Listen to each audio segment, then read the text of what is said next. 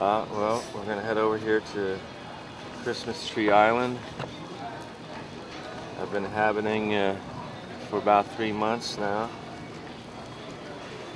I came down here from Portland, Oregon, and to be so candid, I was saying goodbye to my buddy Cliff because I was so certain that I was going to be all done with willingly in Oregon. He said, "Come on down here."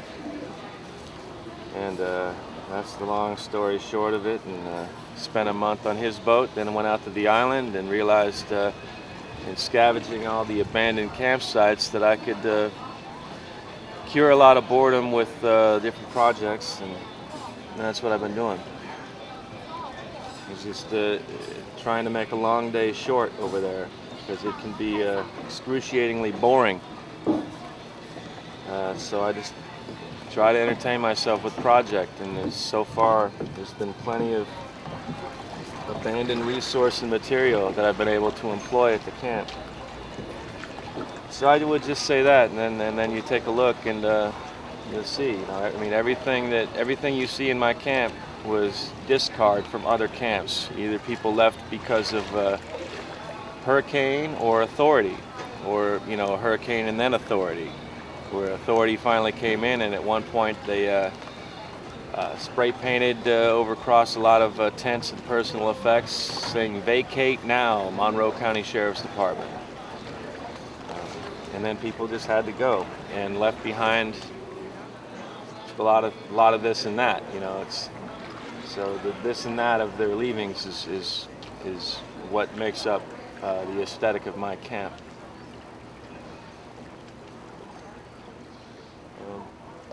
Yeah.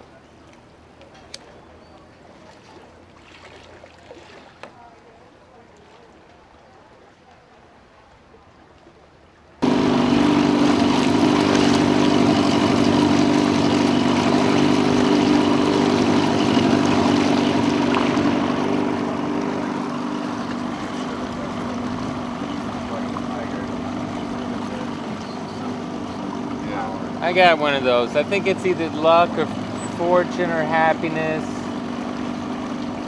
One of those generic. I got that symbol on my boat.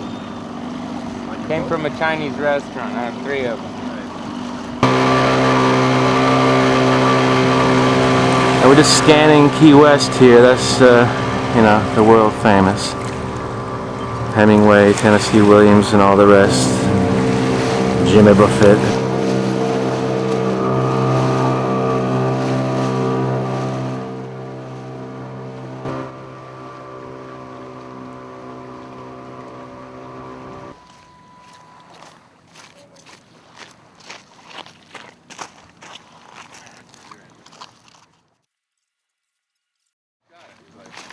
No trespassing.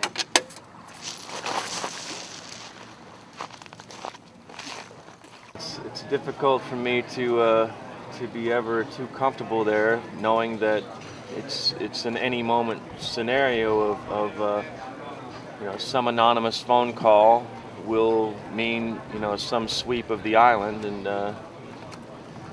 I know I'm trespassing, so yeah, I'm not ever too comfortable. That's the tallest structure on the island right now, the cruise ship, and it might be it's the second tallest because there's the tallest.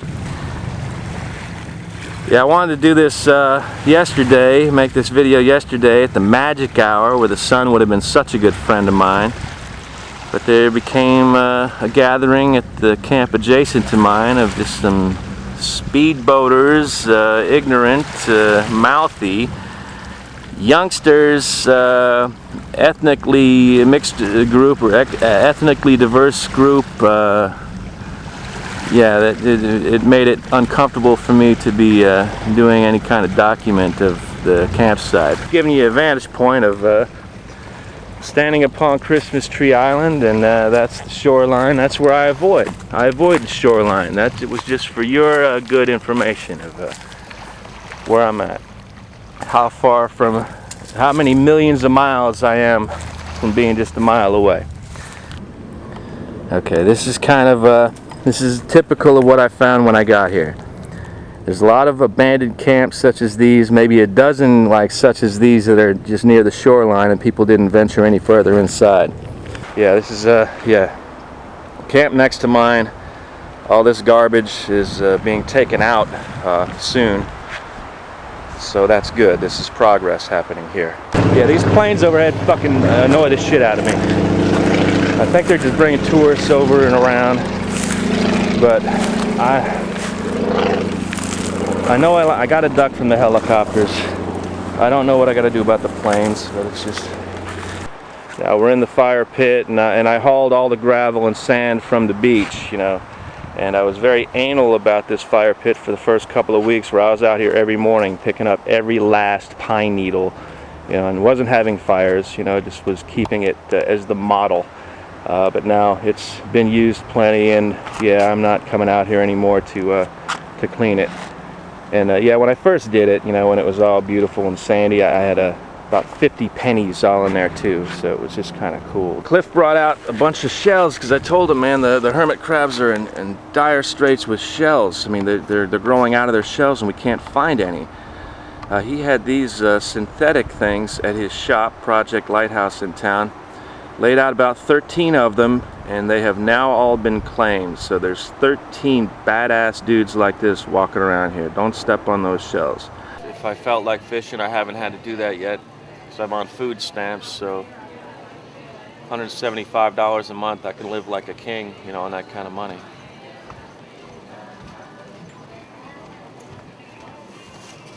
I store my groceries here, and this was made and found. I didn't make it, I just brought it over here. It's a boat, right? It doesn't look like a boat, for storage. And you see there, we got a few things left. We're towards the end of the month here. It's like the 23rd, I think, of December. Food stamps kick in on the 4th of January. So, yep, the last few days of December, first few of January, it's going to be kind of tough. It's 5 gallons. I got another 5 gallon. So, yeah, I like to make sure I've got at least one full 5. I like to tell people if they're going to come out here, bring me some water, you know. You know, why not? His jet ski body. I said, well, that's it. That's the commode itself. And yeah, I had to cut it out. I mean, we're not going to look down into the shit. I've got a cover down there, so don't worry. But I had to cut it out, you know, with a hacksaw. Put a little plastic line down in there for you sloppy shitters. Toilet seat's a good story. I went looking everywhere for the toilet. There was such a legend about the toilet seat on the island. Couldn't find it, but I found a full bottle of wine and a lot of other cool shit in search of that, and finally did find that. But yeah, the hole's pretty deep. I mean, well, as deep as I can go. I was hitting water about 3 feet. But this is another, man, I know maybe I'm the only one that gets tired of hearing me say how I found all this shit, but I found this umbrella out here where I said, I knew right away, that's the roof of the shit house. And again, another good example of something that's out here in the elements, but not torn to shit. See, I just got the seat roped here, so it moves a little bit, but not to where you're thinking you're going to fall off. That actually, what it does is aids in the movement of your bowels. It gets you so loose. You know, I've had nothing but outstanding shits on this toilet. Very happy with the way it came out, with just like found material, found wood, found nails. And then it goes in place over here, fucking level and perfect. But right now, this is where you would see the shit flying through the TV screen if you happen to enjoy watching people on the crapper. This is the shit house. Anyway, here's the front of the shit house, where I don't ever want to see you standing. There's the license plate, other little things that I didn't really want to fucking throw out in the mainstream of the house. Yeah, it's like anytime you get shitty art, put it in the bathroom.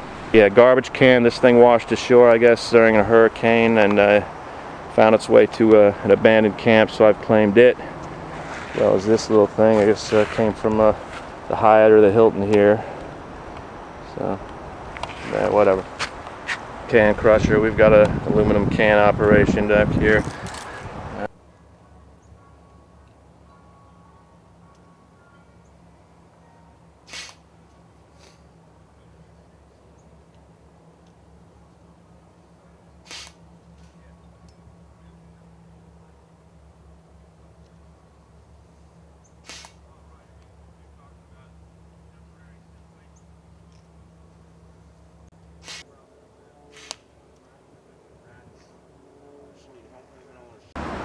Alright, so I was saying then, you know, I wanted to play some baseball darts, but that other dartboard didn't have a baseball dart option on the back, so I had to make one, got some paints and some markers, come up with this, you know, inspired by a dartboard of my youth, but this one certainly is distinct and customized. I think a lot of people, I suppose, if I weren't on camp at the time and they just happened on the camp and they saw this, they said, oh, look at that, JC, this is Jesus Christ baseball darts. You know, and if that's what somebody's thinking, I said, well, what then do they decide is the RC, the NR, and the RS, if that's Jesus Christ baseball darts? Well, I gave it some thought. I believe these are fair answers. RC would have to be Ray Charles, if this is baseball darts. NR, I want you to trust me. I've given this a lot of thought. That's Nipsey Russell. We're moving on now. Ravi Shankar, if that's Jesus Christ baseball darts, but it's not. It's Jose Cardinal, my favorite player growing up. And if you get it into the gold of Jose's initials, you get a dart in there, that's a home run, my friend. On the black is a foul ball, you hit it into the green, that's an out. Anywhere in here is an out. You can't stick it in the board, that's an out. It's a tough game, brother. Oh, get it into the red star, right there next to Jose Cardinal's initials. He's born in Havana, Cuba. You get that red star, you have to divide up the runs you make in that inning with your opponent. So if you score 4 runs that inning, you got a red star anywhere in that inning, you've got to give your opponent 2 of your runs. I'm sorry, that's just the way that goes. GRD, that's a ground rule double. And on the Ivy, foul ball, the big black line, that's a double there underneath that. RC, that's Roberto Clemente. Are you kidding me? You get it into the goal of Roberto Clemente's initials with a dart. Your reward is whatever you feel is fair. Whatever you feel is fair if you get into the RC. Okay, obviously that's a base hit. Get into the first base, you know, the H is a hit, K is a strikeout, out is an out, you know all that. The NR, that's Nolan Ryan. You get it into Nolan Ryan's initials with a dart. You know, the black line's a foul ball, and the blue is an out, green's an out. Get it into the end of the R, that is a hit by pitch. Alright? Your runner gets to take his base, but your opponent gets to punch you. Or you take an out, and you can save that NR for striking out the side of your opponent, you know, in an upcoming inning. Okay, this is undeclared. No, actually, rain delay. I'm going to call these rain delays. They were mistakes in the original design of the board. Those are now rain delays. 10-minute pause if you get in those circles. This is an error, and that's a balk. RS, that's for Ron Santo, and that's a fuck you to the Veterans Committee that this man is not in the Hall of Fame. It makes no sense to me. I'm going to try not to get angry here in talking about this, but you know, we don't have to insult Ron Santo. If you want to lay out his statistics, his credentials, you know, for the time he played, what he accomplished, all his accolades, and stack them up against any other third baseman already in the Hall of Fame, you tell me how come he's not there too. I'm not saying Brooks Robinson, Mike Schmidt shouldn't be in the Hall of Fame. Of course they should be in the Hall of Fame. But I would take Ron Santo on my team any day over those guys. And he should be in the Hall of Fame. And Joe Morgan and all these other veterans, man, it makes me so... Yeah, I'm very upset about it. That's for Ron Santo. Hit it on Ron Santo, and you... it's a bases clearing RBI. A double scores everybody who was on base. Or take the out, it's an inning-ending double play in a later inning. So that's the baseball darts, which unfortunately I think we could only play it one more time. And you know, after the first game I lost to the Cardinals 22-5, my home field debut of my dartboard. I lost 22-5. I don't know if I really want to play darts anymore. So I do have a putt-putt golf course. I set up a shot from here, and right there at the base of there, see that hole? I put the ball in there first time I tried it from right up here. I mean, I analyzed it, knew I'd have to get a nice hop right down here, and it just went in perfectly. It's, you know, nice little hop, boop, boop, boop, rolled right in. You know, better than that even. It was nice.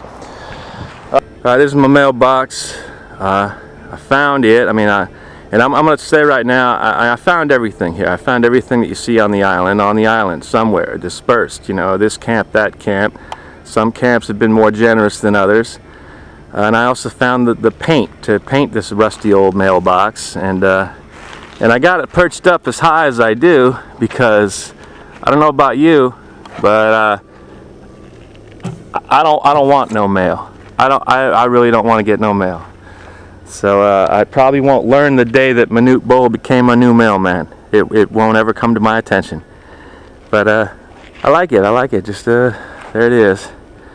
Not really staking a claim, but you can reach me there if you got a good vertical leap. Are ye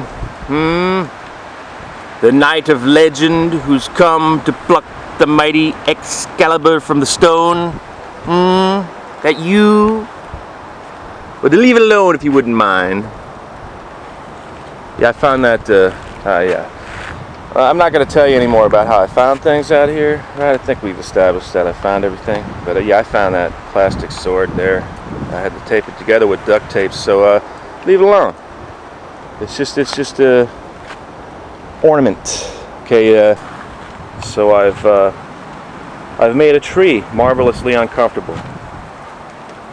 He's tough. It's a tough tree, yeah. The yes, we're open sign. I changed that to say that.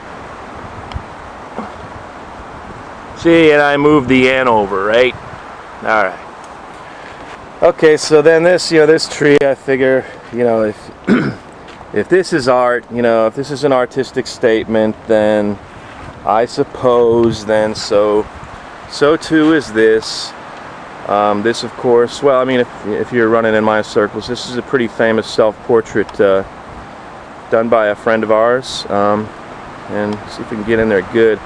Anyway, she did a pretty good job. I mean, it looks pretty much like her. She's got that crazy getup on, so I would encourage her to keep up with it. The story of this tree, I guess, with all these different things I've got hanging on here, plugs and wires and gauges and gadgets and things. I don't know, I guess the message is the tree is still more useful than all of this bullshit. Yeah, this guy, I guess he's the mascot. This was one of just a few items that were actually found here on site when I started camping. This is carved out of wood, pretty nice job actually. I would imagine if I got hard up, I could probably get a little something out of this thing here, maybe a couple $100 at a fair price. I added the goggles and the necklace, and he's captured the American flag all on his own. Asian fisherman. Yeah, and I like where he's at right there at the foyer. Behind here we got some more art contributions from the kids in town. I like the green on the tree.